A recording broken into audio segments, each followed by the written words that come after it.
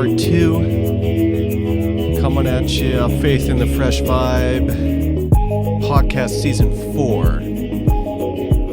I am Rohadi, coming at you from Treaty 7 lands. We are all treaty people on the northern part of Turtle Island. This is part 2 of a 2-part series with Charlotte Donlon. Find her online at Instagram and Twitter, Charlotte Donlon, Donlon. Find her book, The Great Belonging, How Loneliness Leads Us into Each Other. I value her voice, I value her vulnerability, and her story is one that pulls us into her experience and then reminds us of our own. I think a level of vulnerability and depth in our own reflection of our spiritual longings to belong will go a long way, especially in the moments and in the chaos of a pandemic world. We got to dig deep into these spaces where we're hurting. Charlotte, she offers a book that's accessible. It's not meant to be a devotional, but it can be consumed in little vignettes like that. And I think that makes it open to those who want to just take on little bite-sized pieces at a time, because there are ideas and moments where you just have to pause and linger in feelings and in the emotions. So we're going to continue our conversation here after getting to know Charlotte a little bit. We want to dig deeper into her story around loneliness and what produced her book. And then after that, some imagination for expanding our understanding around vulnerability.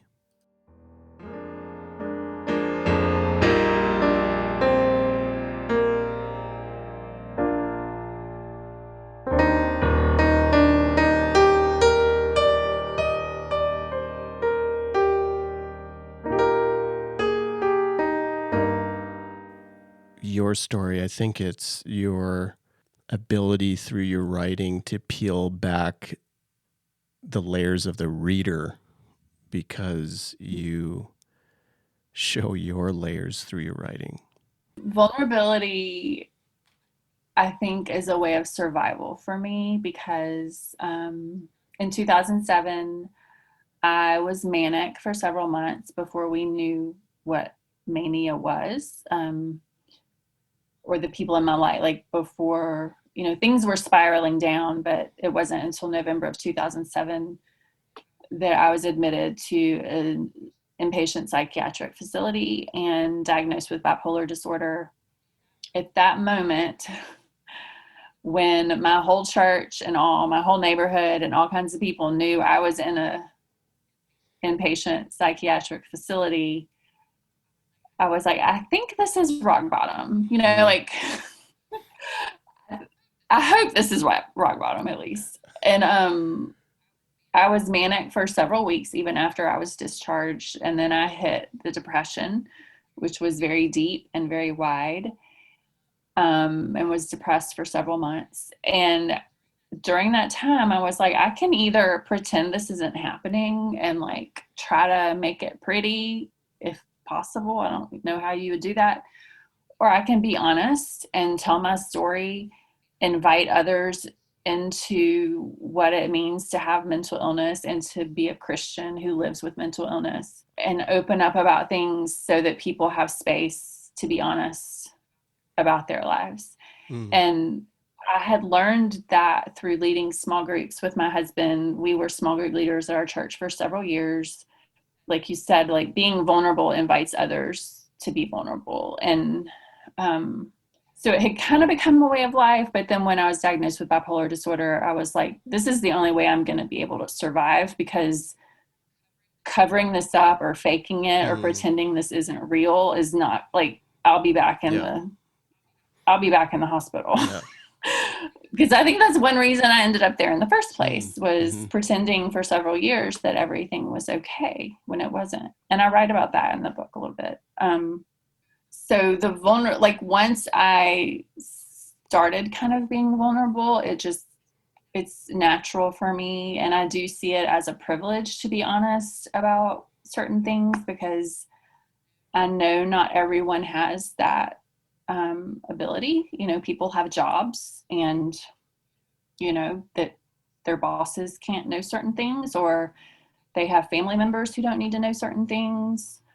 I also think some people aren't as vulnerable just because it's uncomfortable. And regardless of the reason that people can't be vulnerable or honest, I see it as a privilege to be able to.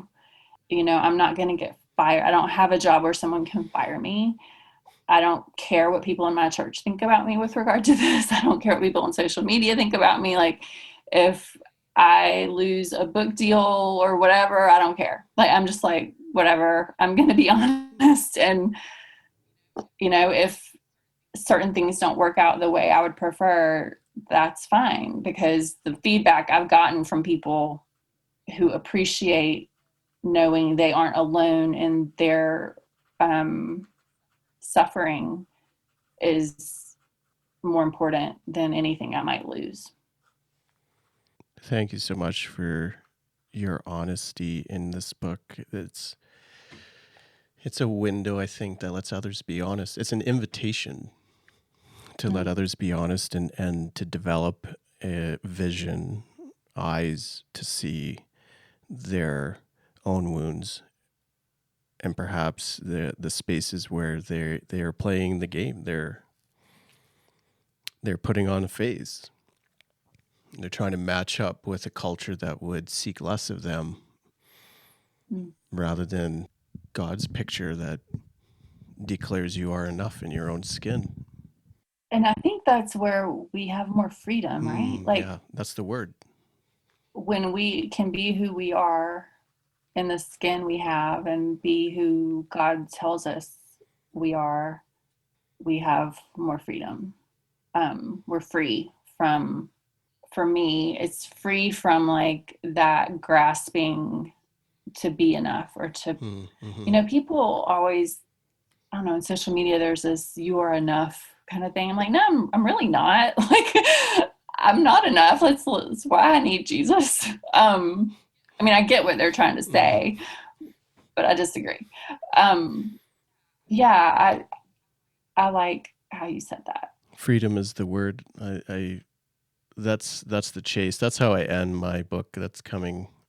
I have the answer. The answer is there. That's all. The whole middle part is that God wants you to be free, and free from all those things that make you less whole.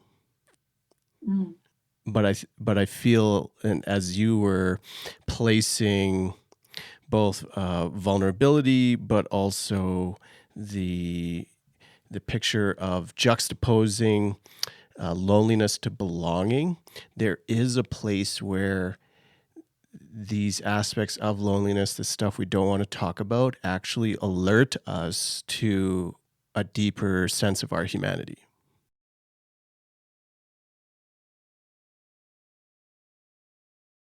Loneliness as a signal to return back to my senses. I think you wrote about, maybe it wasn't that particular line, but you said something right around that it brings you back to yourself. It almost reminds you of your humanness. That's my story. I don't want to give words to what you wrote on that, but that struck me. And that's applicable in many different ways. Do you remember which part? I think it was midway through. Yeah. It's chapter 14, and the title of that chapter is Our Five Senses. And I start with the very common knowledge that loneliness affects our health, like our physical health. And I list all of the things that are damaged by our loneliness. And then I say, but if our bodies can register the trauma of loneliness, they can also console us during loneliness and help find its antidotes. Specifically, our senses can console. And then I go through the five senses and offer examples of how my senses help me belong. And hopefully invite others to do the same with their senses. It reminds me of something that I feel like it's James Cone, Black theologian, talking about the minority experience, is that when you are operating in a world where you need to match someone else's gaze, being able to know how you have been oppressed and know in your body your place of oppression, it gives you an additional layer of understanding of the world and of your own self as well. And I think that's, tell me if this resonates with you, it's not merely a question around racialized identity, around that kind of aspect of a power system that's oppressing us, but loneliness and vulnerability in those aspects of the self, it can reveal deeper pieces about ourselves as well. Yeah, I definitely agree with that. And it may be under the broader umbrella of suffering in general, the specific ways we suffer and no suffering. Yeah. And I always, or not, yeah, usually I'm like, why? Okay, God, like, could I have learned this without suffering? Could I have learned this certain lesson that I just learned without struggling with loneliness my whole life? And the answer is no, unfortunately.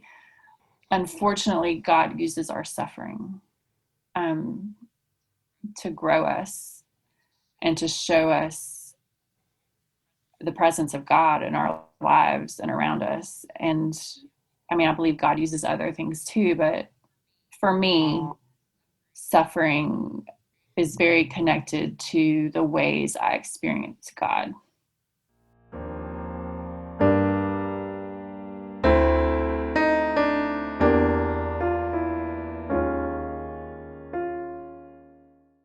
You are a spiritual director, spiritual formation director. Yes. What's the right term? I'm a certified spiritual director, but yeah, there are all kinds of different spiritual directors out there with from all kinds of religions too. I can just totally comprehend and picture how your experience as written through this book now adds this equity to your spiritual formation practice. And this is going to be the wrong question. I know it. Yeah, That's okay. Because I'm going to ask for a formula after we just talked about boxes. That's okay. How much do you like? What is your approach in your practice when it comes to loneliness? When people come through, maybe that's not a topic that they directly, walk into. It might be now after. Hey, I read your book. You're the expert on loneliness. What's kind of the process there as the person develops a renewed sense of a spiritual self? Yeah, I think I can recognize loneliness more easily now. Maybe because I've written this book, maybe because I'm more aware of my own loneliness, maybe both. Maybe God is giving me eyes to see it. I don't necessarily say to a client, "Oh, you sound like you're lonely."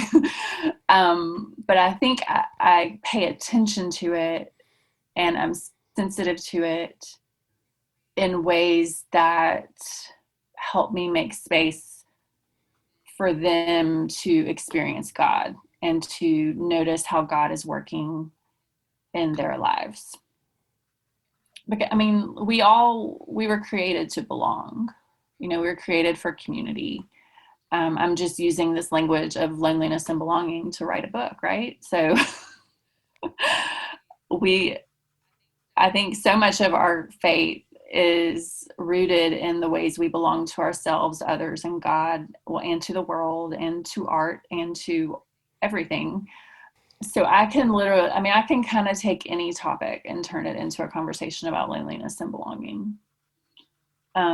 So when I meet with a client, and one in particular,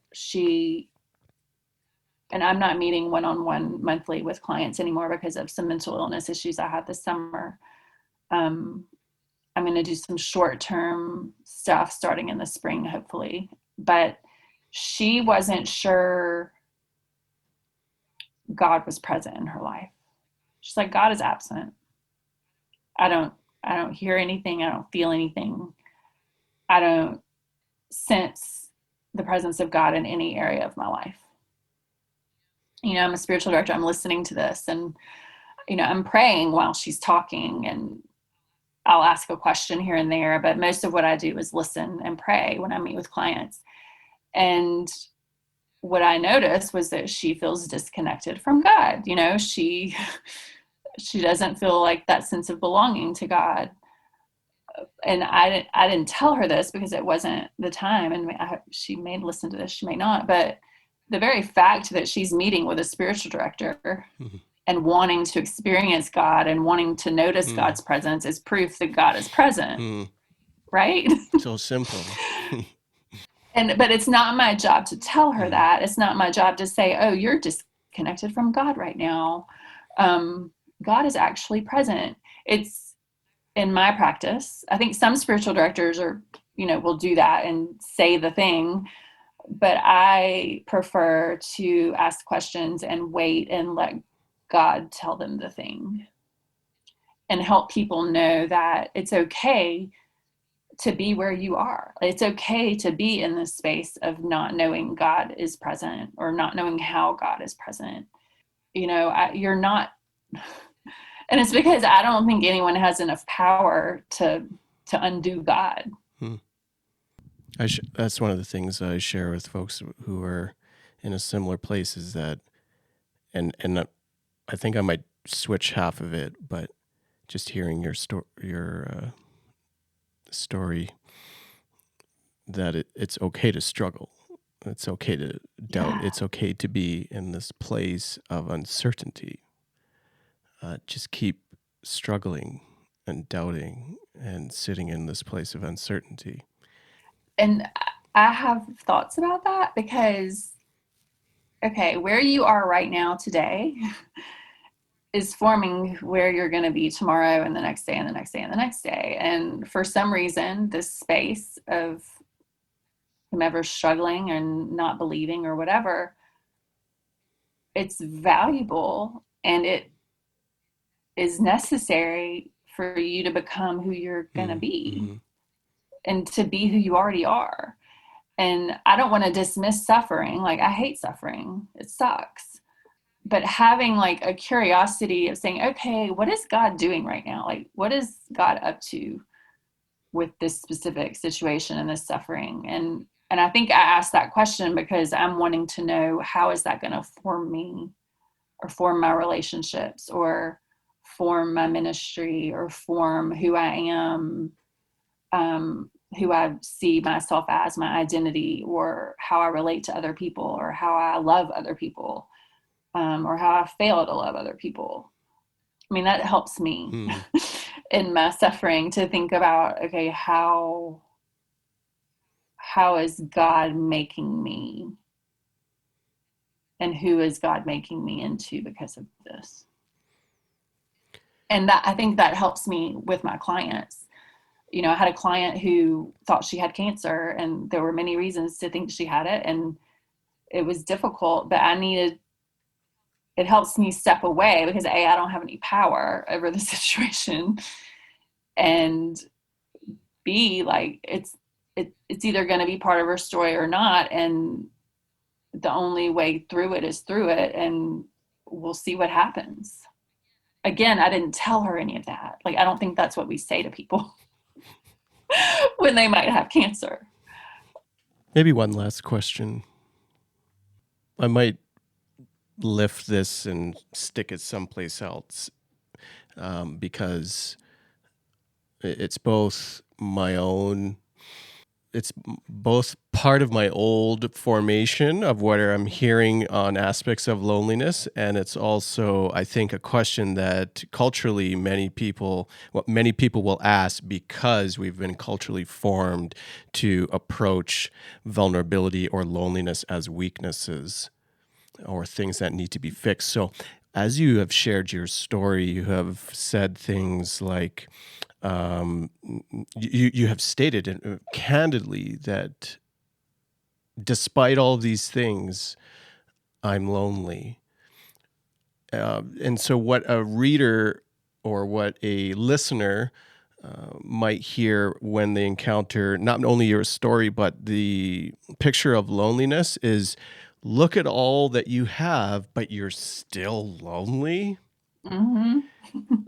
What's wrong? What's the now shift in formation to perhaps go deeper in that thinking, or maybe not deeper entrenched, but to reimagine a better way? I think early in the book, I write about core loneliness and how that is the form of loneliness or one of the forms of loneliness that I struggle with the most. And it's a term coined by Dr. Tom Varney in this little bitty book called Loneliness from several years ago. And it's basically this separation from God and separation from heaven and eternity and like the eternal life that we have. And I think we all have it. But some of us feel it more deeply than others. And unfortunately, I'm one of those people who feels that core loneliness more than maybe other people do. That particular loneliness, and I think all of my loneliness, and I would say all of everyone's loneliness, is only soothed ultimately by our belonging to God. And I don't want that to be a pat answer to anyone, which is why I write the way I write and approach life the way I approach it. Like, I don't like easy answers or answers that are used to shut people down and shut down their questions. But I sincerely believe that our belongingness to God is what ultimately soothes us and what ultimately helps us navigate our loneliness in ways that are just more normal. It becomes less of a hindrance. We can still be suffering with it, but with the perspective that our belonging to God is bigger, it just kind of takes some of the pressure off. Thanks so much, Charlotte, for sharing little pieces, a little snapshot of both your journey and also this book. Did you have I don't know, is there like a poem or a vignette or something out of your book that you'd like to read? Sure.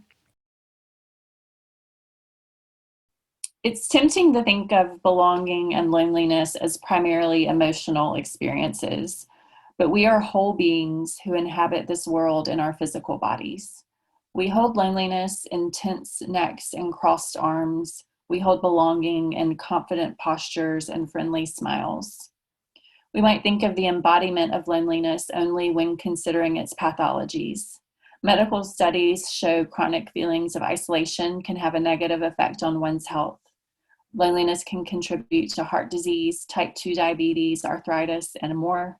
Lonely people are also twice as likely to develop Alzheimer's disease. Isolation increases the production of stress hormones, harms sleep, and impairs cognitive abilities.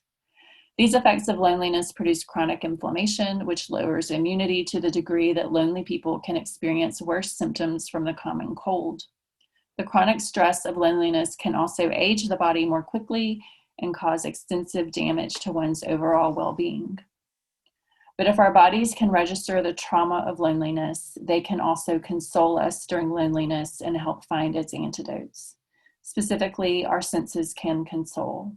Our body's ability to see, smell, hear, taste, and touch assists us as we process our emotions so our minds don't have to do all of the work. The five senses help us notice and respond to the world around us. They form a bridge between the external and the internal, providing connection points that enable us to remember who we were, recognize who we are, and dream about who we want to become. Our senses help us belong to our various selves, held together by the past, present, and future.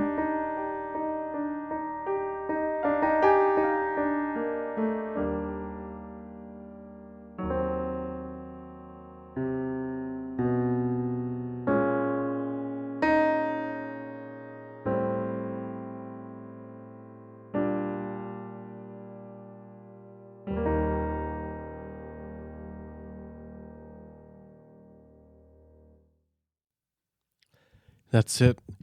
Thank you so much for listening in. Thank you, Charlotte, for sharing. Her book is The Great Belonging: How Loneliness Leads Us to Each Other. You can find her on Instagram or Twitter, Charlotte Donlon, at Charlotte Donlon. Vulnerability, loneliness, belonging. These are all questions that we struggle in our culture to figure out and be honest with, to be public with. I think that's all changing in the midst of this pandemic world. In the pandemic, we just have been stripped bare. We have to be honest with our own feelings. We have to sit in the loneliness that has been thrust upon us. We've been forced into it, into seasons of loss, and it's normal. I mean, it is our normal. It doesn't mean it's right, but it is a normal to be in a space where you just got to feel that you have to sit in the loss. You have to sit with those voices in your head. And if you can't handle them, then maybe that's indicative of the next step in your own spiritual faith or personal journey to find help and get better. Grab that book. Follow us on social media. Next up will be another 2-part edition with some fantastic authors in this season 4 Faith in the Fresh Vibe podcast. You need to get in on this. Tell everyone, like your mom and your mom's friends and all of them, to download the podcast.